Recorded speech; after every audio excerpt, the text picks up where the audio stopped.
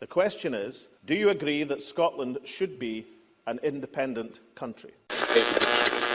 For me, the principle that we work best when we work together. Well, they didn't. Very serious. The referendum. It seems to me that they're not dealing with the issues.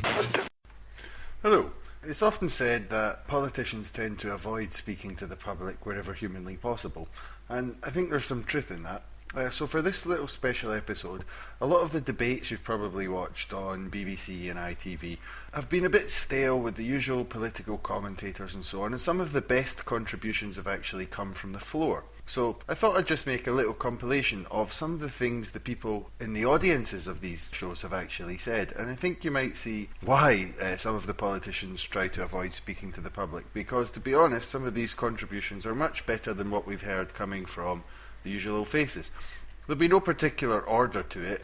I'll just play a few of them that I've mined from various different debates, and you can see what you think. Not all of the contributors agree with each other. There's yes voters, no voters, there's undecideds, and then there's people who support yes for different reasons, and so on. I think what you'll notice is maybe the difference in the tone of it, especially when you put them all together. So we'll just go to it. And this first clip starts with a no supporter and then moves into a yes supporter. My name's Valerie and I'm from Glasgow. I'd just like to say on something Fiona Hislop and I think Elaine C. Smith said, that we're talking about how, you know, we need to be independent because we didn't vote for the Tory party in government and how there's only one MP in David Mundell. I would just like to say I'm kind of sick of talking about party politics. I think Scottish independence needs to be determined on whether it actually will be better for Scotland, not whether, you know, we didn't vote for the Tory government but they're in power, because honestly when I get to voting age I wouldn't personally vote for the SNP because I'm not a national supporter, but you know, you guys are in government now and that's just the way of life. Someone's always going to be unhappy whether we like it or not, and I feel independence should be talked about whether, you know, it's okay. Go ahead. I think we've established that, but you know, I think that it needs to be talked about whether economically we'd be better off, you know. What are you afraid of? Are you afraid of an independent Scotland? No, I'm not. A little bit, yes. But I think that... And what is it that you're fearful of? Just that it would just get worse because, you know... What would get worse? Just the economy, and it would just become... like, no, but... Hear her out, hear her out. I don't... Nobody knows what the future holds. You can't say that an independent Scotland things would be better, and you can't say that you can't say that it'd be better in a union. I just personally think we would be better in a union. Okay, I mean, that just one sec. That is. Hello, sorry. Do introduce yourself. Hi, I'm Saffron Dixon, and I'm from Glasgow, and I'm 15. And you're in the yes camp, and you won't get a vote. Is your house? No, I will get a vote. I'm 16. Yeah. You'll be right. I beg your pardon. Yeah. So is our colleague over here right when she says actually no one knows? No. You know, do you? No, I don't. Of course, nobody knows, but nobody knows where we're going to be in 4 years' time. Nobody knows when we're going to be in the next election. Nobody knows when the next economic crisis is going to be. Nobody knows anything in the world. How can we ever base anything on not knowing? That's absolutely ridiculous. We don't live in a country where we have equal rights, we have equal powers. We don't want supremacy. We want equality. That's what we want. Westminster bakes the Empire biscuit, and we put the jelly tot on top. And we're supposed to be completely ecstatic about having that little bit of power, but we won't be silenced by your ideology of don't fix it if it's not broken, because it is for us. I think more power should be given in general to Empire biscuit metaphors. The next clip talks about the National Health Service, and the audience member points out what a lot of people seem to forget when discussing it. I'd just like to pick up on Willie Rennie's point there about the National Health Service. Which National Health Service are you talking about? The National Health Service is privatised in England and Wales, which will have an impact on the Scottish funding, or the Scottish National Health Service, which is still doing sterling work. And I've seen my father, 90 years of age, get a superb operation recently to help himself. Which National Health Service are you talking about, Willie? Okay.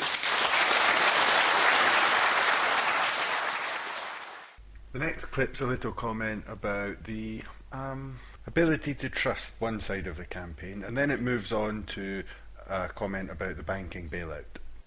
Just wondering how we can trust any of the statements from Better Together when you're willing to tell lies about trivial things like the roaming charges in Europe, which next year go out, and then lie about the huge things the bailout of the banks and how that actually worked, and how Alistair Darling claimed that, oh, Barclays never got a bailout.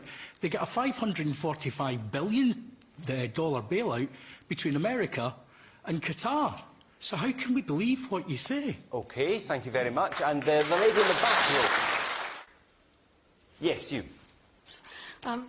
I find the argument that we should stay in the United Kingdom because of the bailout and the fact that we need a strong nation to bail the banks out quite unconvincing. Because if you look at Iceland and the way in which they manage, it's a very small country, and they've managed to turn things round. And the fact that we as taxpayers should actually bear the burden of bailing out the banks, frankly, is not very convincing. Yes. OK, thank you. The next comment is about where the economic argument fits into the whole debate.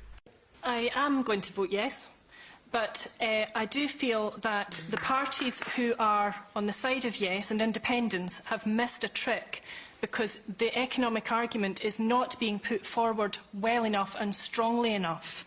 There is a good economic argument, but it needs to be put forward more forcefully to drown out the voice from Westminster, which is just trying to trash everything. And we haven't had any real facts against the economic argument, but we need the pro-economic argument put much more strongly over the next year. Well, a poll today. The next clip is on Royal Mail privatisation. Willie Rennie's just said that privatising the Royal Mail would be the best thing. How is privatising something that is profitable the best thing for the government? Especially when you've privatised British Telecom, the pharmaceutical side of the NHS, the railways. These things have not brought much back for the UK government once they've been sold. Still on the post office? Yes, I was thought it would have made more sense, regardless of which type of government we have after the referendum, for the current government to guarantee a universal service from all carrier providers and mail service providers for the whole of the UK, instead of letting, as John Swinney said, the sell-off go ahead and cherry-pick the good bits, which is what's happening now. You go to the big cities in the south, you can get a service. You ask anybody to live north of Edinburgh and you'd get told to get lost. The same thing's going to happen with the Royal Mail as happened with broadband, in that we're meant to have 95% coverage, but we've only got 84% coverage because it's cheaper to pay the fine than it is to provide the service. This commenter talks about why the debate is much more important than just economics. I'd just kind of like to make the point that, you know, as well-meaning as it is to look at pensions or the price of a postage stamp, I think this really transcends economics or ideology. This is about something that is far more important than the price of a postage stamp. So I'd just really like to ask everybody to think about that when they're considering the economic arguments, that it's about something bigger, I think, in the longer term. OK, thank you very much. I'd like to go... And now an excellent comment on Jam Tomorrow. I think quite rightly we're being asked to get more detail from the Yes campaign as to what independence looks like. And all we've got from Annabel Goldie's answer is that there is going to be some kind of tripartite commitment to some kind of change, maybe sometime in the future. If we have to make a choice, and a clear choice that you're asking for, and I thoroughly agree with you on that, why can't we have the same level of detail of what will change in the event of a no vote as we're expecting from the Yes campaign as to what independence looks like?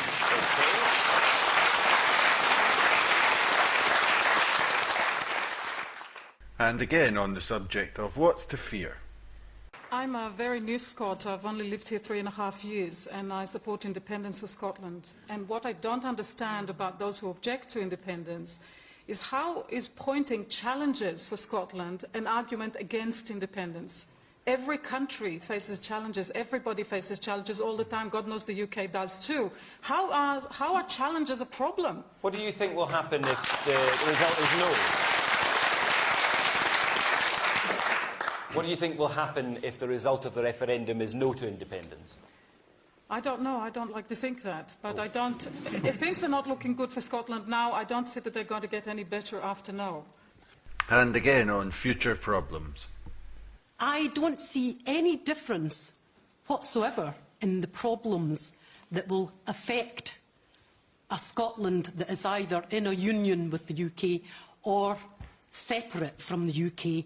They all are the same problems, but in Scotland we would have the chance to actually work at these problems ourselves. In the UK, we won't. Okay. One more thought from the audience. This one can only be described as short and sweet. Surely a vote for no to the referendum is a vote for no change. Here's a comment from an undecided voter on positivity and negativity. What I would like to see is a lot of people are undecided like me that I speak to. And Scotland is a vibrant, ambitious, smart, intelligent country. We are about to become the European capital for renewable energies. And I think what we want to hear is the positives on both sides till we can make a balanced judgment. And so far all we're hearing is positives from one side and negatives from the other. I consider myself Scottish, I'm a proud Scot, and I also consider myself British. And after the referendum debate and the election, I'll still consider myself proud Scottish and proud British. So let's hear the positives for the people like me who are undecided. Okay, thank you very much indeed. Right, I'm going to go to... Back to the theme of uncertainty. We hear a lot from the Better Together campaign about how uncertain it is if we vote for independence, but nothing ever stays the same. And I'm not hearing any certainty about if we don't vote for it. I'm not hearing any vision about what their view is for Scotland's place within the UK. All I'm hearing is, oh, don't do that because it's really scary. But they're not telling me what they're going to do if we do stay within the UK. Here's an interesting comment about why people should stop talking about why women aren't so involved in the debate and start talking about issues that are actually important to women. I think there's quite straightforwardly a question that all the interested parties have to address, which is what difference will your preferred constitutional option make for women? What are you going to do about equal pay, about childcare, about gender-based violence?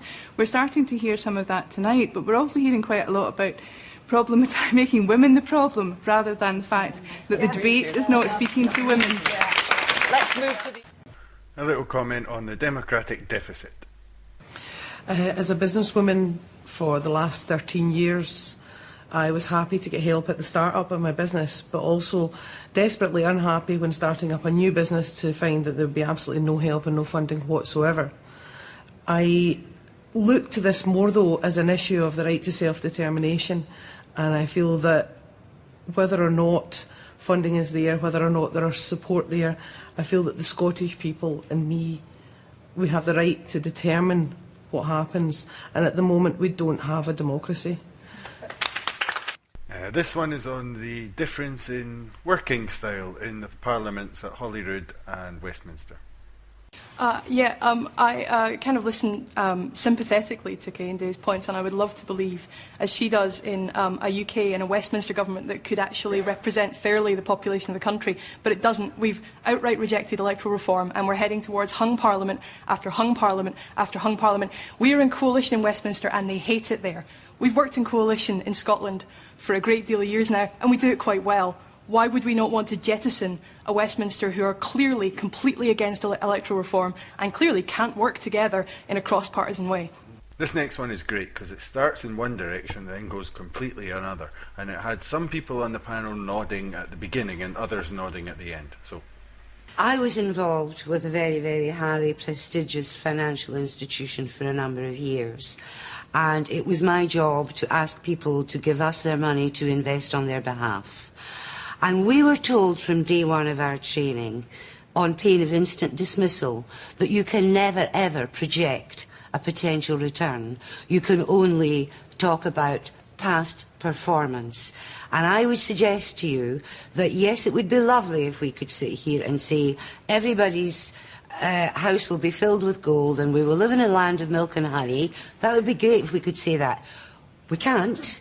What we can do is look at the past performance of what has been inflicted on Scotland by Westminster and say, is this what we want for our children? And I certainly don't want it for my grandchildren. And with the best will in the world, if you honestly think that Ed Balls, Ed Miliband